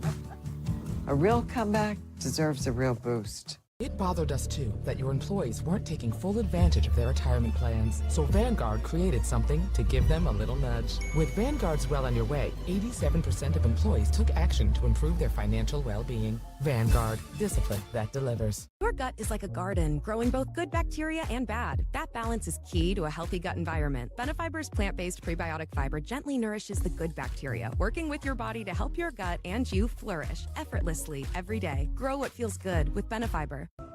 Retinal vision only on Ring. AI tuning for sharper goodbyes, clearer hellos, and safer tomorrows. Protect your home like I do with Retinal Vision on new 4K cameras and doorbells from Ring. Shop now at ring.com. If history has taught us anything, it's not to root against the underdog, against impossible odds. You don't stand down. You swing first. Kalshi. Men, how many bathroom trips are you making each day? Try Super Beta Prostate Advanced, the #1 selling formula in its category. Made with Prostafend, a triple action blend to help reduce urges to urinate. Find it at Walmart or these retailers. AI can turn your lights on. Lights on. And drive your car. And even write your kid's essay. But AI ain't gonna fix your broken water line or pay for the big repair bill. Having a plan from HomeServe offers real solutions. And when a covered system breaks, we'll send a qualified contractor and pay for the repair. There's nothing artificial about the peace of mind you get with a plan from HomeServe. Getting one is quite intelligent. Plans from HomeServe start at just $4.99 a month. Call 1-833-812-1903 or visit homeserve.com. Nicolas Maduro, his wife Celia Flores, making their first appearance yesterday in a New York courtroom. The two pleaded not guilty to federal charges related to drugs and weapons and will be held without bail until their next court date that comes in mid-March. During the arraignment, Maduro, dressed in prison garb, appeared defiant, describing himself to the U.S. District Judge as captured, innocent, and, quote, the president of my country. His wife echoing that sentiment, calling herself the First Lady of the Republic of Venezuela. Those words could offer a window into a defense strategy if Maduro tries to argue head of state immunity, although the U.S. does not recognize him, as we said, as the legitimate leader of Venezuela. Yesterday's hearing came to a dramatic close when a man in the courtroom stood up and screamed at Maduro in Spanish, saying he will pay for his crimes. The ousted leader responding, I am a kidnapped president. I am a prisoner of war. Lisa Rubin, you were there. Take us inside the courtroom, what it was like yesterday. Well, Willie, let's just start by saying that decorum is always an expectation in any federal courtroom. And before this proceeding began, the court security officer gave everybody assembled a lecture about how we were to comport ourselves. One of the instructions was, you may not comment on the proceedings. And notwithstanding that, as Nicolas Maduro was leaving the courtroom yesterday, the altercation that you just described happened. The gentleman who confronted him is a man named Pedro Rojas. He was imprisoned in Venezuela for 4 months in 2019. We had an opportunity to speak with him after court and ask him, why did you come here today? What brought you here? Pedro Rojas lives in Atlanta. He's an applicant for political asylum here in the United States. He operates mechanics business in Atlanta. He woke up and took a 4 a.m. flight with the intention of doing exactly what he did yesterday. And I asked him yesterday, did you come here with this plan? And here's his response translated into English. Of course, I restrained myself greatly out of respect for American justice and respect for an American court. I ask forgiveness and apologize to the United States for that. But I could not remain silent in the face of a man who ruined a large part of my life and has ruined the lives of more than 40 million Venezuelans. Wow. So it was an extraordinary, powerful moment to watch that. And of course, to watch Maduro and his wife so humbled in their prison garb, handcuffed, walking out of the courtroom, and yet in their words, as defined as they were, a marked contrast. And in that voice from that man, the voices of millions of exiled Venezuelans here in the United States.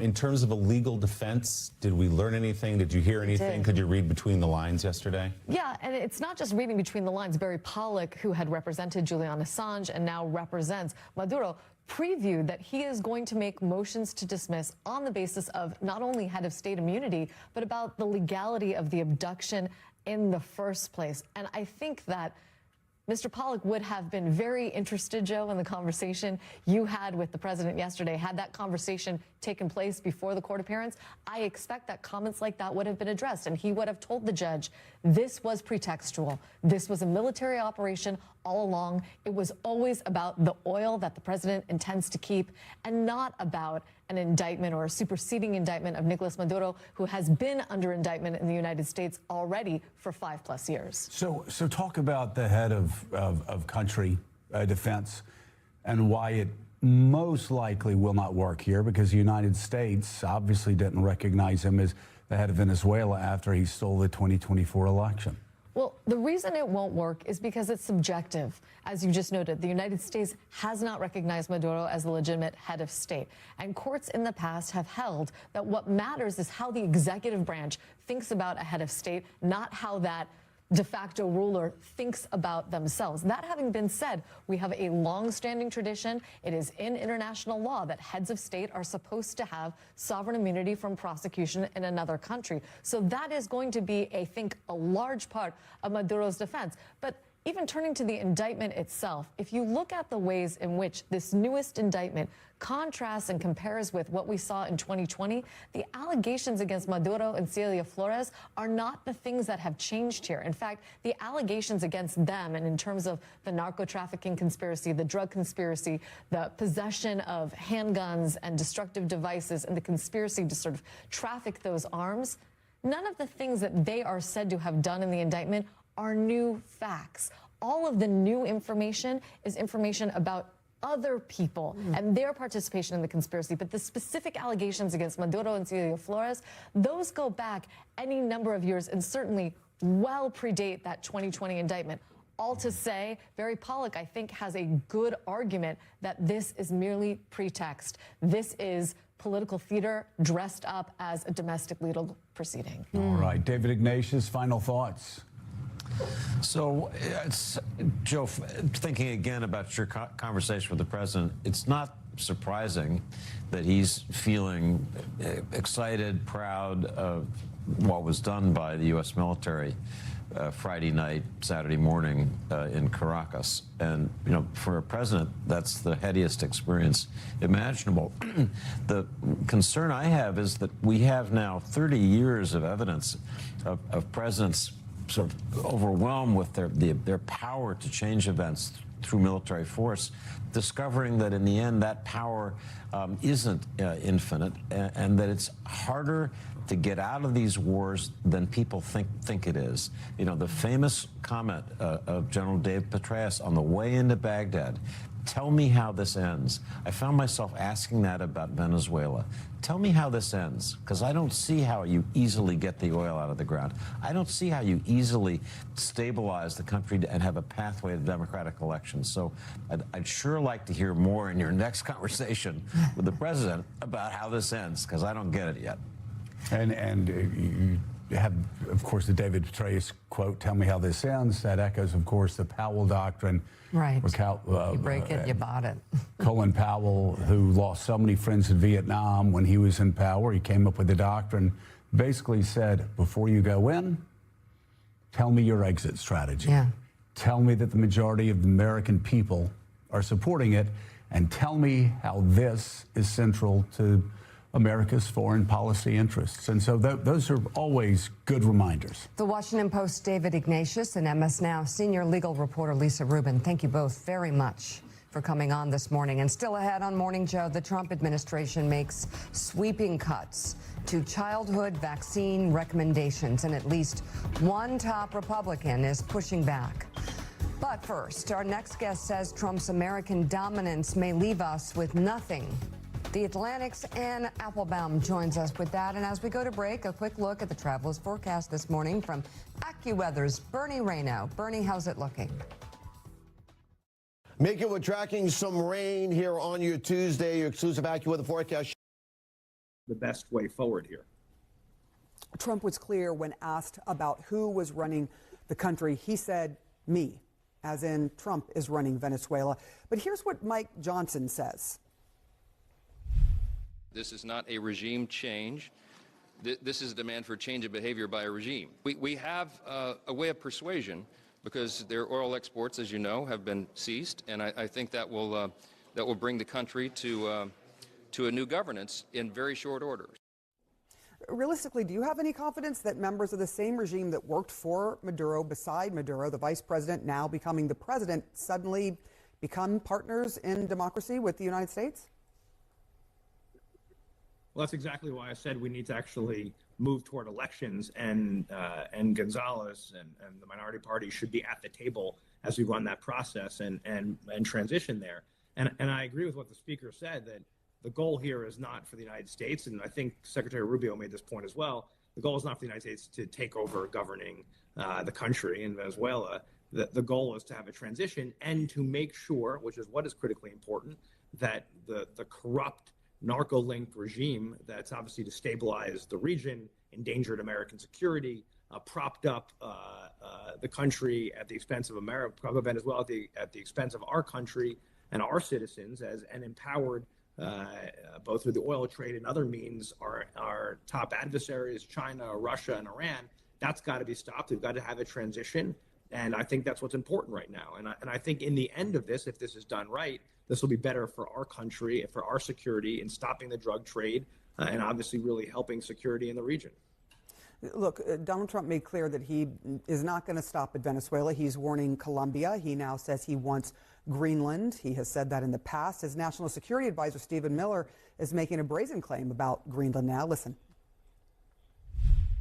For the United States to secure the Arctic region, to protect and defend NATO and NATO interests, obviously Greenland should be part of the United States. And so that's a conversation that we're going to have as a country. That's a process we're going to have as a community of nations. You were not briefed as a member of the intelligence community before what happened in Venezuela. Are you getting any briefing on this? And what is your reaction to what you heard there from Stephen Miller?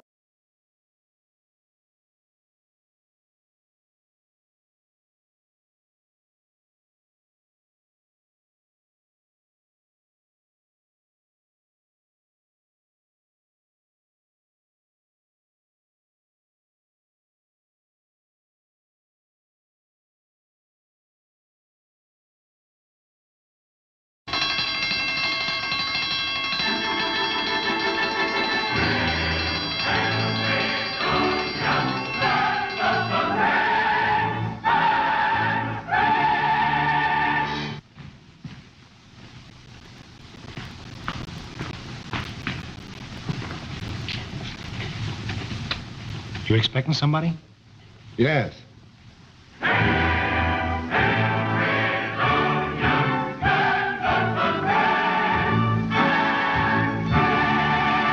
Oh, Your Excellency. We've been expecting you. As chairwoman of the reception committee, I extend the good wishes of every man, woman, and child of Fredonia. Never mind that stuff. Take a card. Card? What'll I do with the card? You can keep it. I've got 51 left. Now, what were you saying? As chairwoman of the reception committee, I welcome you with open arms. Is that so? How late do you stay open?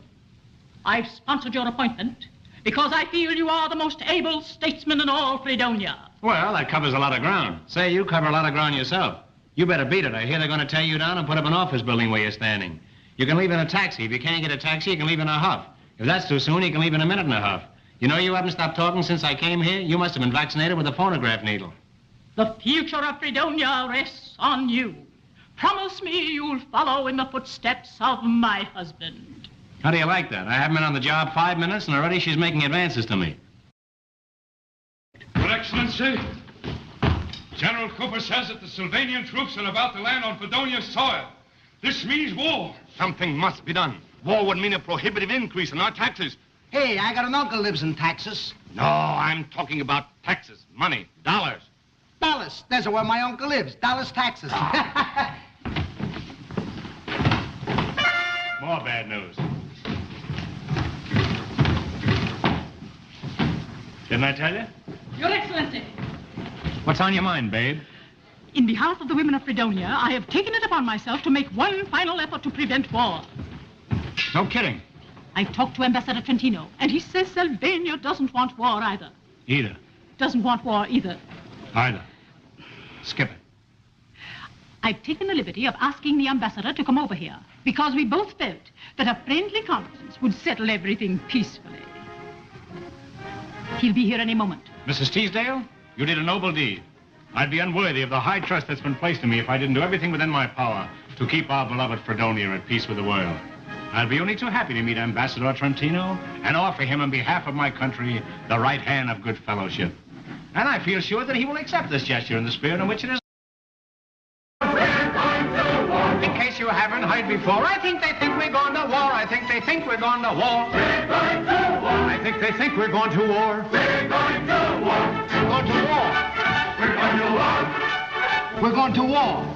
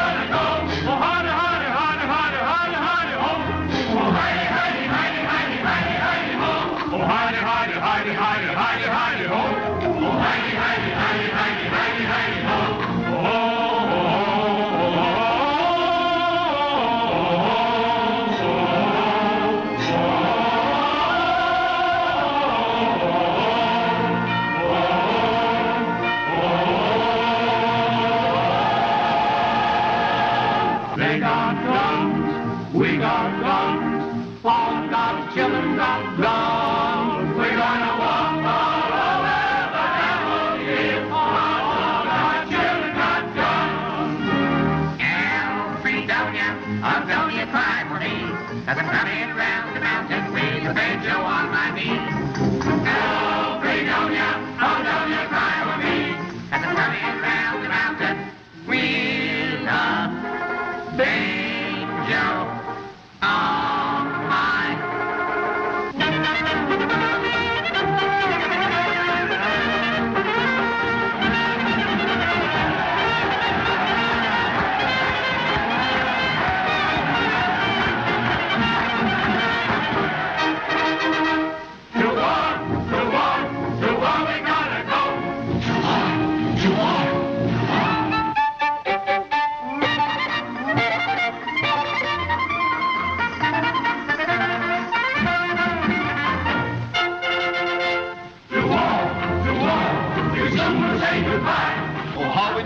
a firefly if firefly should die. On the way land it is, on the voluntary, on the dawn of victory.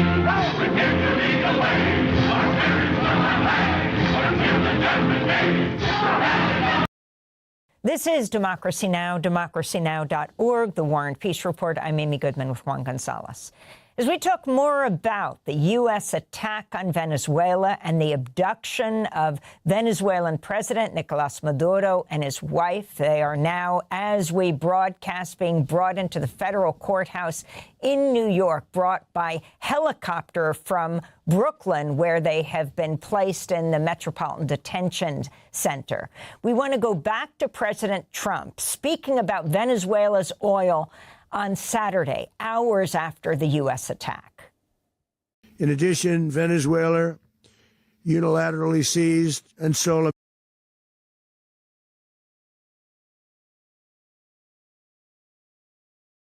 several countries that are returning to the American axis, and not surprisingly, also to a connection with the State of Israel. We welcome this. We congratulate President Trump on his decision. We also salute the American military forces who carried out a perfect operation.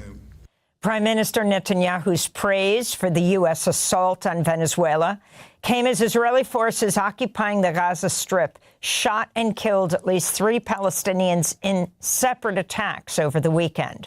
Among the dead were a fisherman and a 15-year-old boy. Their deaths bring the number of Palestinians killed by Israel in Gaza since the October 10th ceasefire was declared to 414, with more than 1,100 injured. Meanwhile, in occupied East Jerusalem, over 130 Palestinians from 26 families face imminent eviction from their homes in the neighborhood of Silwan after Israel's Supreme Court denied their final chance to appeal their evictions. Russia has reaffirmed its support for the Venezuelan government, calling the U.S. attacks extremely concerning and deserving of condemnation. On Saturday, Russia's foreign ministry wrote in a statement, quote, Venezuela must be guaranteed the right to determine its own future without destructive external interference, particularly of a military nature, unquote. The statement came a day after a Russian missile attack on Ukraine's second largest city, Kharkiv, leveling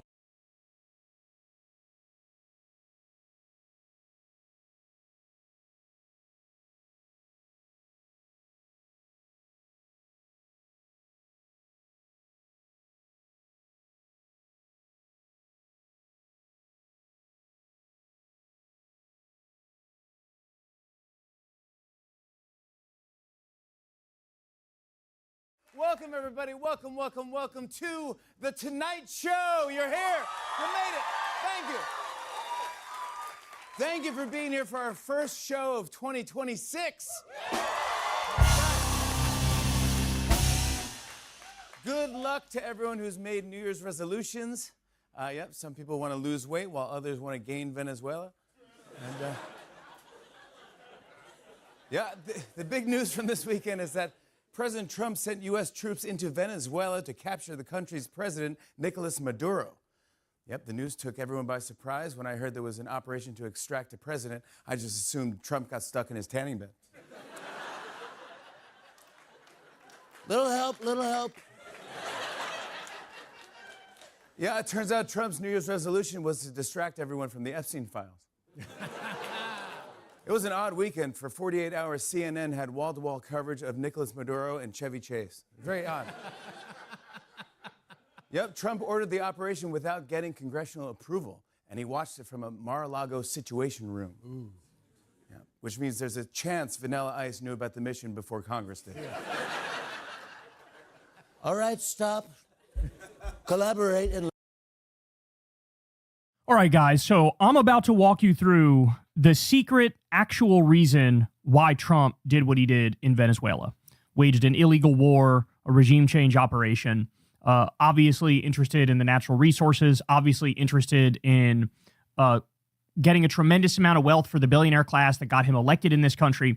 But let me walk through this for you guys and give you the specifics, because there's a lot of interesting secret parts of this that are coming to light. So first, let's start with this. Let me give you the overall breakdown as to what exactly went down. As you all know, they went in there and basically kidnapped or abducted President Maduro. They brought him to the United States. They're talking about how he's going to stand trial. Right off the jump here, let me just say that's very weird because, by that logic, does China have the right to kidnap a U.S. president and try them in their system? It really makes a mockery of the international law system. And also, simply put, there's not enough evidence to convict him of anything. The indictment, I read through some of the indictment. It's a total fucking joke. So if what happens is not, if it's a show trial, then maybe they'll actually, convict him or whatever. But if they actually give a shit about the law and follow the law, he's going to get off. And then what happens? Like, what are you going to put him back as president of Venezuela? Of course, they're not going to do that. But it just goes to show you we're in uncharted waters here, man. This is sort of crazy. Okay. But the crazier part is, what's their actual plan? You kidnap the president, and then what? So, of course, there's this woman, Maria Corina Machado, who's the opposition leader, who has been going around. Basically, she begged Netanyahu to overthrow Maduro for her. She got the Nobel Peace Prize and then dedicated it to Trump. There's been a lot of weird stuff around. She's openly telling U.S. oil companies, I'm going to make you wealthy. By the way, 91% of Venezuelans disapprove of her. She's not popular, has zero mandate whatsoever. Very weird. Reminds me of Juan Guaido in the first term. This guy that Trump just pretended was president of Venezuela. Republicans pretended was president of Venezuela. He wasn't. But they brought him to UN events and NATO events and acted. But anyway, that all imploded because the coup attempt failed in the first term. Okay, so then, as I said, well, what's the plan then? If you're not going to install this puppet leader, now you kidnapped Maduro. Well, who's the acting person in control of Venezuela? Well, it would be the VP. Having said all that, let me walk you through this. Daniel DePetris is a syndicated foreign affairs columnist for the Chicago Tribune, and he has a great thread on this. So he says the following. Compared to Maduro's capture, which was short and sharp, Trump's day after plan for Venezuela is bumbling and confusing. Rubio's TV hits didn't clear anything up, which suggests two things. Number one, the administration is keeping its cards close, or number two, it's still working on it. As far as I can see, the Trump administration is choosing to be a bit pragmatic. Work with somebody within the existing Venezuelan system rather than place your chips on Machado, who never really had a post-Maduro plan either and would likely be rejected by the Venezuelan army anyway. That's an important point. So not only does she not have the mandate of the people, there's no way the army would submit to her being the leader. So that could, make the country go to civil war effectively. All right, more. That's probably the right call. Installing Machado and Gonzalez would require the U.S. to overthrow the entire Chavismo system, which would require an extreme monetary commitment with extensive manpower over an undefined time frame and with the possibility of violence. Whether this play will work, I couldn't tell you. The U.S. is attempting to transform Venezuela into a pro-U.S. petrostate, working with the very same people who not only vomit at this scenario, but have sustained Chavismo for 2 decades. That's a pretty heavy lift to pull off. The Trump administration is giving Delcy Rodriguez a chance to prove her worth. It sounds to me that Delcy Rodriguez, by the way, is the VP who's now the acting president there. It sounds to me that if she doesn't meet Trump's expectations, the pressure meter will go up again, up to and including the use of military force. We're basically trying to coerce an adversary into becoming a proxy, which is so, that's insane. That's insane. You could have just, treated them as an equal, made a good deal with them to pay for their oil, right? But instead, it's we're going to bully you. We're going to overthrow your president. We're going to coerce you. We're going to extort you. We're going to rob you. You can't build a lasting relationship on that.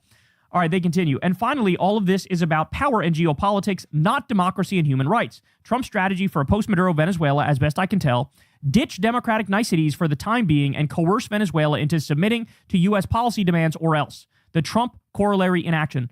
So here's one of the many problems with this theory. So the VP, Delcy Rodriguez, by all accounts, she's very similar to Maduro and very similar to Hugo Chavez. She's a true believer in the revolution, right? She, it's part and parcel of the fact that Maduro trusted her, made her VP. So, you replaced Maduro with Maduro. And now you're just I don't know, maybe. And what Trump said is, she'll meet a way worse than Maduro, maybe, if she doesn't play ball. So in other words, if you don't let U.S. oil companies and U.S. billionaires extract your natural resources and profit off of it, then we're going to murder you. That's basically what he's saying. So incredible, incredible stuff. Now let me give you some more. So this is a piece in Sky News. And Sky News explains how at the core of what's going on here is the oil. It's about the oil. Now, you hear a lot of people in the U.S. go, well, we already have enough oil. We don't need their oil, so this has nothing to do with oil. This is what you'll hear from neocons who are playing hide the ball, imperialists who are playing hide the ball, or people who don't know any better and are convinced by, propaganda. But the bottom line is, the kind of oil we have here, we have, shale natural gas is what we have here, that we get it through fracking. We don't have the heavy crude oil. Now, heavy crude oil, you need that kind of oil to make oil for jet fuel, to make asphalt, for example. That's where you use it. And so we can't get that out of the kind of gas we have here, okay? And the other thing is, we have a whole bunch of these refineries in this country that process this sort of heavy crude oil, right? And if we don't get more of it, those refineries go under, and we need to spend like billions of dollars to refit those to work with shale, for example. And so we want to keep feeding these refineries, and so this is one of the reasons why they want to take the oil from Venezuela. Now we get most of our heavy crude from Canada, but the largest oil reserve in the world is in Venezuela. So this absolutely has to do with the oil. Sky News does not mince words on that point. Let's watch some of this here. Here are some of the refineries. There's one in LA there. These are the 10 biggest. You've got some up here around kind of towards Canada. We'll kind of come to that in a second. But a lot of them are down there, kind of Texas, Louisiana, on the coast. And here's the critical thing. These refineries are primarily set up for heavy oil, for taking that gloopy stuff and turning it into gasoline and all of the other different products. But here's where things get interesting. And remember that chart I showed you a moment ago, the one that showed kind of shale oil and how it kind of went through the roof? The oil that's generally produced with shale oil, the fracking oil, that comes out of the ground mostly in the light form. So it's the smoothie. It's sometimes actually even clear. It comes out of the ground clear rather than black. And that's the majority of American production right now. Shale oil tends to be light stuff. And actually, that's kind of going back 10 years. Look at where we are now. Look at those bars. In the last few years, the amount of light oil being produced in the US has gone up and up and up, and the amount of kind of heavy stuff has gone down. But back to those refineries. They need to be fed. If America's going to have gasoline, it needs to feed those refineries with heavy oil. So if you look at the kind of imports coming into America, in recent years, even though America is producing so much oil, more oil than it ever produced before, it still needs to suck in loads of oil from overseas. And the type of oil we're talking about, it used to be, it's mostly heavy crude. It used to be only 12%. So only 12% of imports were heavy, gloopy crude. Now, it's about 70%. So 70% of the oil coming into America, which it needs to basically keep its economy going, is heavy crude. And where does heavy crude come from? Well, here are some of the big countries where you find most of it. It's Canada and Venezuela. There's one other I'll come to in a second, which we'll come back to. But it's Canada and it's Venezuela where you get most of this heavy crude oil, which is why, back to think about where those refineries are, they're mostly set up, you've got some in the north there to get heavy oil coming out of Canada, and you've got some around the kind of Louisiana and elsewhere and Texas to get that heavy oil that comes in from Venezuela. That was kind of the way they were set up. And it's really expensive to rebuild these things. You can't just chuck out a refinery very easily overnight. Some came from Mexico and the Gulf of Mexico as well, and that's pretty heavy too. So that's the picture in America. And the upshot is, even though America's producing more and more oil, the imports, this is showing you imports of oil into America, are still really high. And if you break down those imports by the country that stuff is coming from, well, there's Venezuela, and it used to be a decent slug, actually more coming from Venezuela just about than from Canada, just at the turn of the millennium. But now look at what's happened since. Right now, Canada has gone from 15% of all of the US imports of oil to 61%. 61%, and Venezuela is basically next to nothing. But here's what's tantalizing, and here's the reason I think that a lot of people are looking towards Venezuela and thinking, well, there's more to this than just drugs. Look at total oil reserves around the world. The higher these bars are, the more oil there is in the ground, so that hasn't yet been taken out of the ground. So there you've got Saudi, Iran, Iraq, all of the usual suspects. But the biggest of all, and this is according to various different sources, the biggest of all is Venezuela. And what's that oil? It's the heavy, tarry stuff that you might well want to put into those American refineries. And there is really only one other place in the world that has a kind of serious amount of heavy oil other than Canada and Venezuela. And lo and behold, guess where that is? It's Russia. All of which is to say, it matters what kind of oil America needs. It's worth just delving into these kind of nuances because that helps you understand a little bit more about the backstory of geopolitics. So this is exactly right. The other thing is, this is probably the majority piece of the picture, but there's another piece which is also super important, which I'm going to get to in a little bit. But on this oil point, look at this. So Judd Legum of Popular Information, he wrote a piece here on a Trump-supporting billionaire named Paul Singer. He's an uber-Zionist and a MAGA supporter, okay? He recently got his hands on Citgo, the oil company, and stands to profit significantly from Trump's Venezuela invasion after donating to Trump's campaign. Okay, Citgo used to be under the Venezuelan state oil company. Then a court in the U.S. forced the sale. Trump let Paul Singer get it. Paul Singer, ultra-Zionist, MAGA supporter. Trump had the oil companies. He asked them for $1 billion to donate to his campaign in 2024. And he said, I'll make it worth your while. I'll pay you back for it. Now, here he is, doing an illegal regime change in Venezuela, openly talking about to steal the oil. So, Joe Legum says, Venezuela raid enriches MAGA billionaire. The ouster of Maduro is a financial windfall for a prominent Trump-supporting billionaire investor, Paul Singer. So, they need to invest, honestly, hundreds of millions, maybe billions of dollars to upgrade the oil infrastructure in Venezuela to get more barrels of oil out of the ground per day. It requires a massive investment. Here's Trump doing the dirty work to bring in Paul Singer, Zionist billionaire, to then upgrade all the infrastructure to extract the oil and make a killing off of it, quite literally.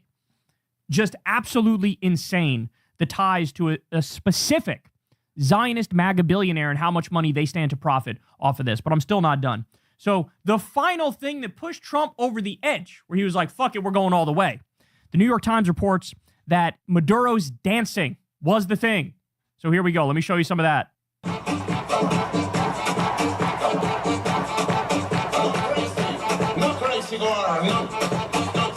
So I don't know if you can hear the lyrics, but it's "No Crazy War."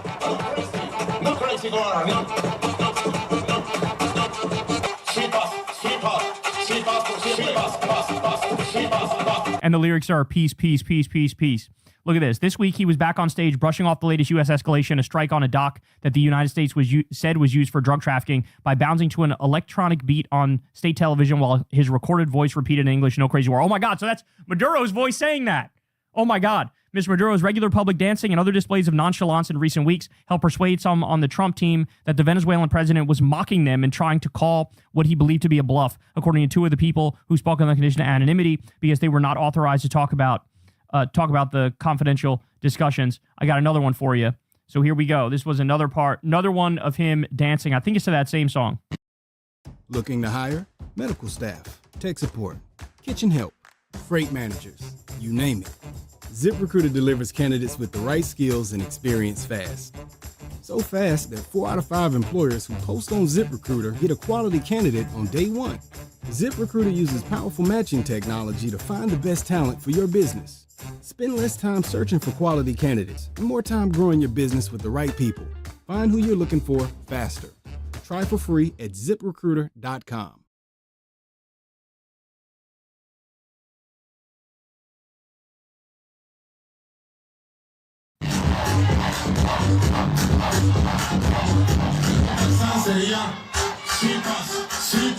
Not gonna lie, this beat sort of slaps.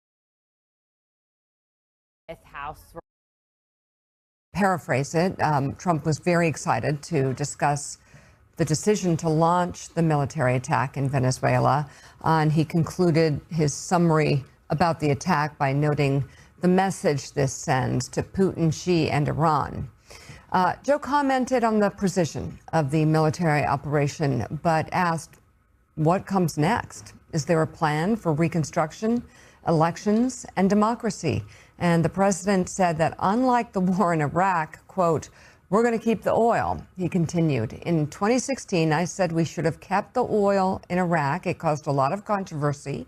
Well, we should have kept the oil. And we're going to rebuild their broken down oil facilities and keep the oil. The administration is now suggesting it has several more countries on its list to dominate. So Jonathan Lemire, Lisa Rubin earlier said it would have been interesting to hear that before Maduro went to court. His attorney may have had that as a useful tool, this comments about the oil. Yeah, the pretense originally for military operations in and around Venezuela were about drugs. And we pointed out, of course, that there were some issues with that because fentanyl was allegedly the name of the game, and yet fentanyl was not being produced in Venezuela. And many of the drugs that we do head from Venezuela were en route to Europe, not the United States. But the president has given up the game here, Douglas Brinkley, in the last couple of days, including with this interview with Joe, talking about how it is the oil. And there's been parallels to what we saw in 2003, the U.S. invasion of Iraq. And the president's message on that has been pretty clear. He's like, well, that was George W. Bush. I'm Donald Trump, and therefore, because I'm Donald Trump, this time it'll go better. But there's a lot of warning signs ahead. There really are a lot of warning signs. You know, this is just oil imperialism, and that's a phrase that the Trump White House would be proud of. You know, I think President Trump's learned history lessons late in life. We had to go through the William McKinley tariff phase, and now he's looking at, you know, how the oil fields, not just of Venezuela, but of Guyana. You know, in the 1890s, Britain and Venezuela were really trying to define what is Guyana today. But you're looking at Venezuela with Chevron there right now, and you're looking at Guyana with the incredible oil reserve there. It's the biggest in the world, reserves of those two, and Donald Trump's eyeballing those. He's a drill, baby, drill. And then add the Monroe Doctrine, and not James Monroe, 1823, but Theodore Roosevelt's corollary of 1905, when TR started saying, we got a great white fleet now, we have battleships, we can control this hemisphere. So President Trump has learned all those, and he's, I think, had these one-off strikes that seem to have brought him at least in enough acclaim, meaning in going after not just the drug-running boats, but all of the strikes, Nigeria and Iran and, you know, Iraq, and the list is long. And hopefully this is a one-off thing, and we have to figure out what happens to Maduro now. Hopefully we're not getting engaged in a war in Venezuela. And there's certainly huge untapped oil reserves there, to your point, in Venezuela, but they're going to take a lot of time, money, energy to get out. At least so far, the president's suggesting he's willing to do that, and was a tell perhaps as to how his priorities are. Oil companies and their executives got a heads up about this invasion, Maduro operation, before Congress did. David French, your new opinion piece for the New York Times is titled, "Trump is Unleashing Forces Beyond His Control." And in it, you write in part this: the Trump administration, acting entirely on its own and without seeking congressional approval, decided it was in the best interests of the United States to remove Maduro from power. But when it struck, it violated every principle of just war. First, Trump acted unilaterally, turning his back on the sovereign constitutional requirements of American law. Second, Trump struck without just cause, recognized by international law and the UN Charter.